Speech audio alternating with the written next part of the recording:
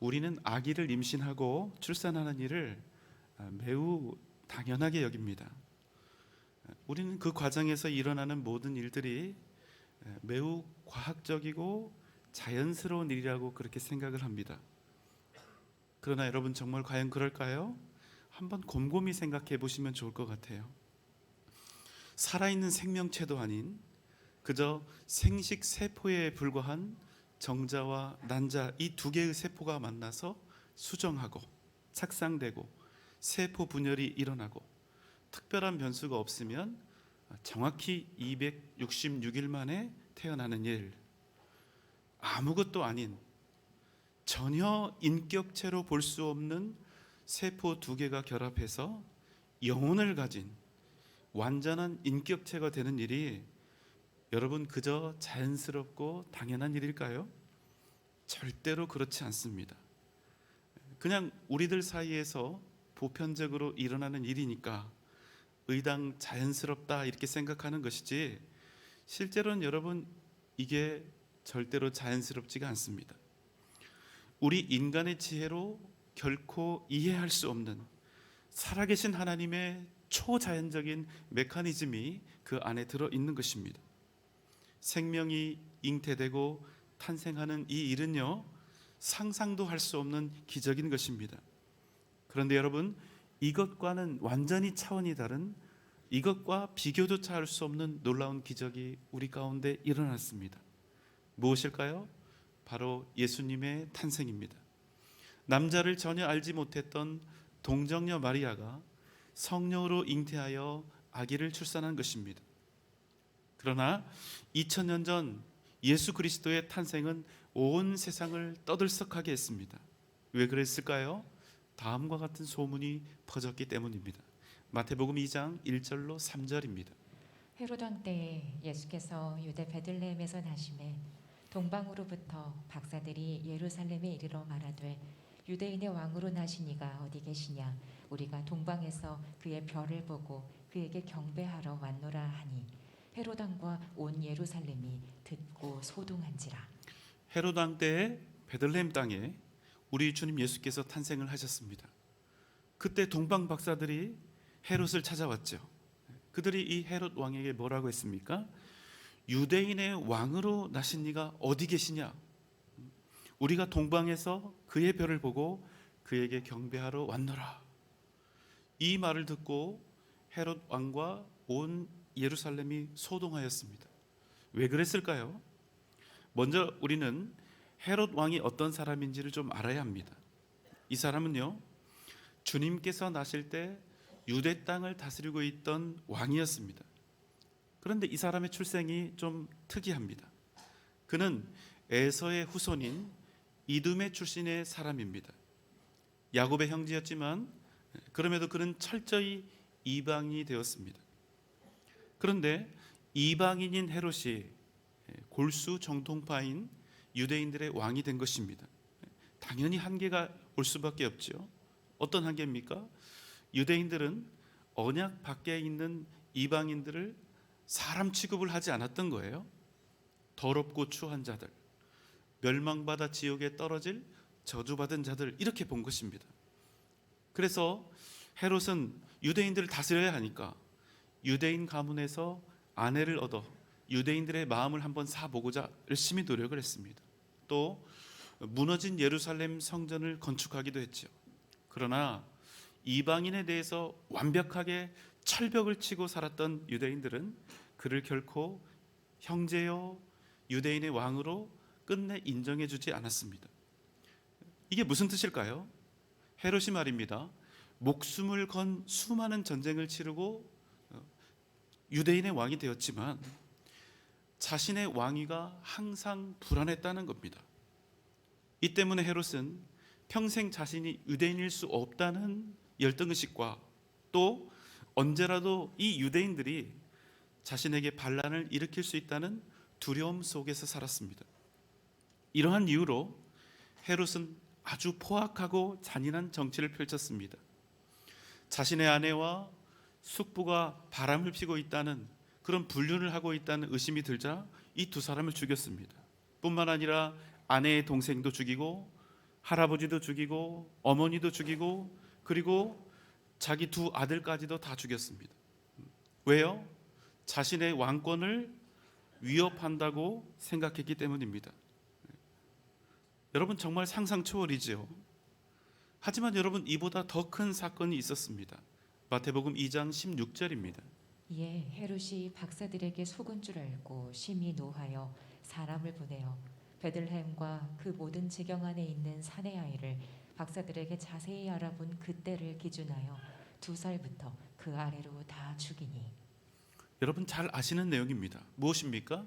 베들레헴과 그 모든 지경 안에 있는 헤롯 자기가 다스리고 있는 그 영토 안에 있는 2살 이하 어린 남자 아이들을 하나도 빠짐없이 다 죽인 것입니다.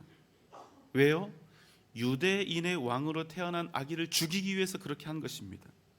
그런데 그게 누군지 모르니까 2살 아래에 있는 모든 사내 아이들을 다 죽인 것입니다. 그 누구도 그 무엇도 자신의 왕좌를 이태롭게 해서는 안 되었기 때문입니다.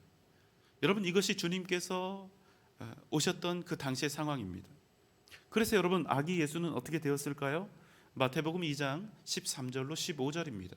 그들은 꿈에 헤롯에게로 돌아가지 말라 지시하심을 받아 다른 길로 고국에 돌아가니라. 그들이 떠난 후에 주의 사자가 요셉에게 현몽하여 이르되 헤롯이 아기를 찾아 죽이려 하니 일어나 아기와 그의 어머니를 데리고 애굽으로 피하여 내가 네게 이르기까지 거기 있으라 하시니 요셉이 일어나서 밤에 아기와 그의 어머니를 데리고 애굽으로 떠나가 헤롯이 죽기까지 거기 있었으니 이는 주께서 선지자를 통하여 말씀하신 바 애굽으로부터 내 아들을 불렀다 함을 이루려 하심이라. 네, 꿈에 천사가 나타나서 요셉에게 뭐라고 합니까? 헤롯이 아기를 찾아 죽이려 하니 일어나 아기와 그의 어머니를 데리고 애굽으로 피하라. 여러분 이 말을 들으니까 좀 어떠세요? 뭐지? 세상을 구원하러 오셨다는 메시아가 왜 이렇게 약해 빠졌지? 이런 생각이 들 수도 있지요. 그런데 여러분 놀라운 일이 있습니다. 그 다음 말씀입니다. 요셉이 아기와 그 엄마를 데리고 애굽으로 가서 헤롯이 죽기까지 있었는데 그 이유가 분명히 있다는 것입니다. 무엇입니까? 이는 애굽에서 내 아들을 불러내시겠다는 수백 년, 수천 년 전에 있었던 선지자의 예언을 이루시기 위해 하나님께서 그와 같이 하셨다는 것입니다. 호세아 11장 1절의 말씀입니다. 이스라엘이 어렸을 때에 내가 사랑하여 내 아들을 애굽에서 불러냈거늘. 무슨 말씀입니까? 하나님의 아들 예수 그리스도의 탄생은 어느 날 우연히 일어난 일이 아니라 아주 오래전부터 계획된 하나님의 선하신 뜻이었다는 사실입니다. 자, 이제 우리가 오늘 탄생 이야기를 한번 만나러 가보겠습니다. 누가복음 2장 8절 9절입니다. 그 지역에 목자들이 밤에 밖에서 자기 양떼를 지키더니 주의 사자가 곁에 서고 주의 영광이 그들을 두루 비춤에 크게 무서워하는지라. 베들레헴 들판 별이 빛나고 있던 그 밤에 목자들은 자기들의 양떼를 지키고 있었습니다. 바로 그때 주의 사자가 목자들 앞에 나타났습니다. 찬란한 영광과 빛이 마치 엑스레이처럼 그들의 폐부를 꿰뚫고 지나가며 밝게 비추었습니다. 목자들은 너무나 놀라 두려워 떨었습니다. 10절 말씀입니다. 천사가 이르되 무서워하지 말라. 보라, 내가 온 백성에게 미칠 큰 기쁨의 좋은 소식을 너희에게 전하노라. 천사가 목자들에게 말했습니다. 무서워하지 말라.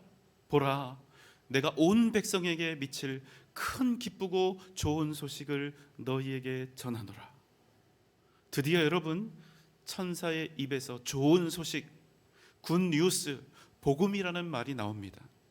그냥 좋은 소식이 아니라 크고 놀라운 소식, 온 세상을 진정, 기쁨으로 가득 차게 할 복음을 목자들에게 전하고 있었던 것입니다. 그런데 여러분, 놀라운 사실이 있습니다. 뭘까요? 우리가 복음, 이 복음을 생각하면 예수 그리스도의 그 십자가가 생각이 나고 복음이라는 단어만 들어도 우리가 너무나 은혜롭고 감격스럽지 않습니까? 그런데 복음이라는 말은 우리 기독교에서 처음 나온 말이 아니라는 겁니다.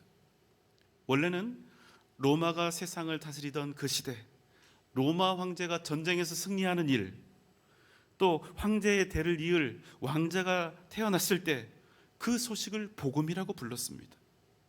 뭔가 국가적인 경사가 있을 때 황제가 백성들에게 떡과 고기를 내려서 그것을 먹이는 일을 복음이라고 불렀습니다. 더 놀라운 사실은 로마 황제를 신으로 숭배했던 그 일에서 처음 복음이라는 말이 시작되었다는 사실입니다. 우리의 신이 나타나심은 세상을 위한 복음의 시작인 것을 선포하노라. 여러분, 마치 성경 한 부분의 내용 같죠. 그런데 여러분, 여기서 말하고 있는 신은 누구입니까?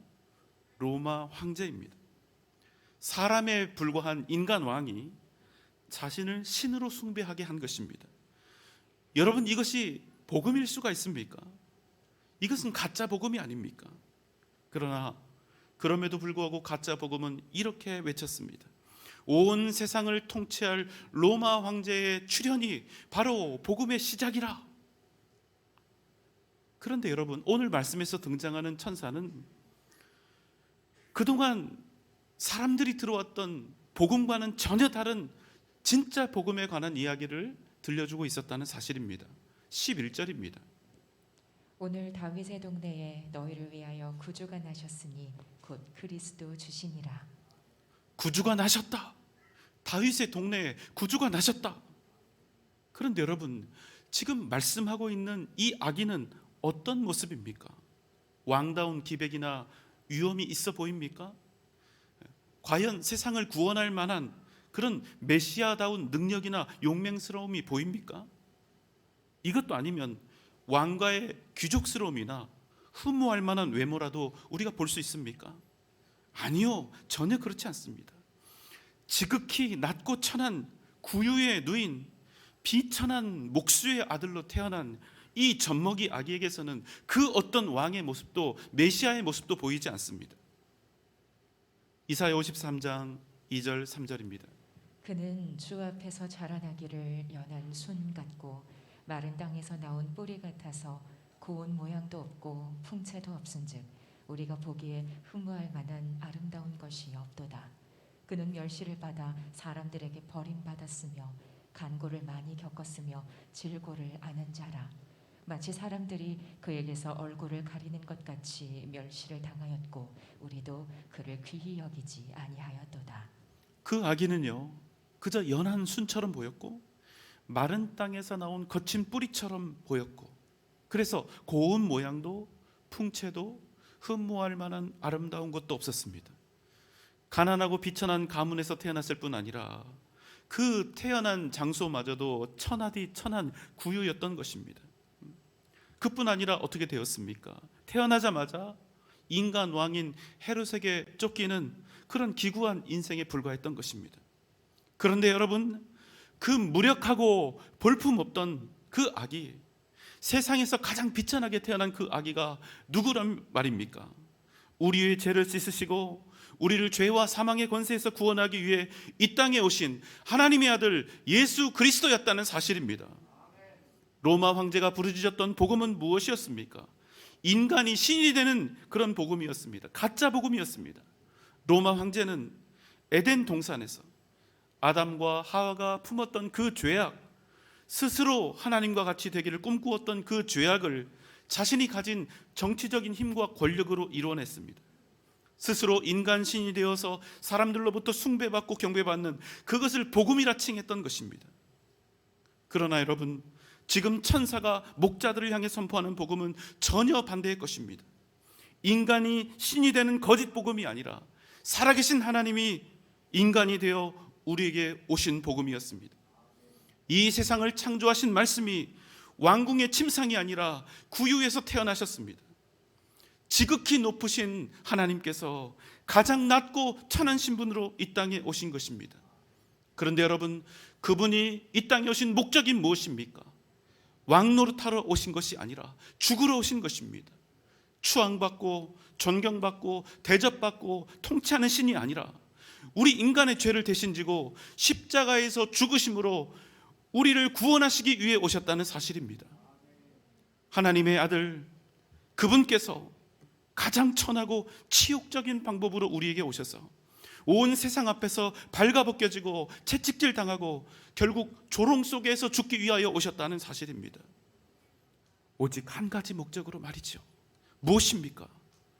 우리 같은 죄인들을 살리시고 우리로 하나님의 백성, 하나님의 자녀가 되게 하시려는 것이었습니다. 왕이신 하나님이 우리를 구원하시기 위해 인간의 몸을 입고 이 땅에 오신 그 사건, 오직 이것만이 진정한 복음이요 유일한 복음인 것입니다. 여러분, 우리가 살다 보면 가짜 복음을 만납니다. 세상에서 형통하고 세상에서 배부르게 살고 잘 나가는 그것을 우리는 좋은 소식이라고, 복음이라고 그렇게 착각할 때가 있습니다. 여러분, 그 가짜 복음에서 나오시기 바랍니다. 여러분, 그것들은 잠시 우리의 삶을 기쁘게 하고 잠시 우리를 즐겁게 할 수 있으나 세상의 그 어떤 것도 우리에게 생명을 주지 못한다는 사실, 절대로 우리에게 진정한 복음이 될 수 없다는 사실, 구원을 주지 못한다는 사실을 여러분 꼭 기억하시기 바랍니다. 사도행전 16장 31절입니다. 주 예수를 믿으라. 그리하면 너와 네 집이 구원을 받으리라.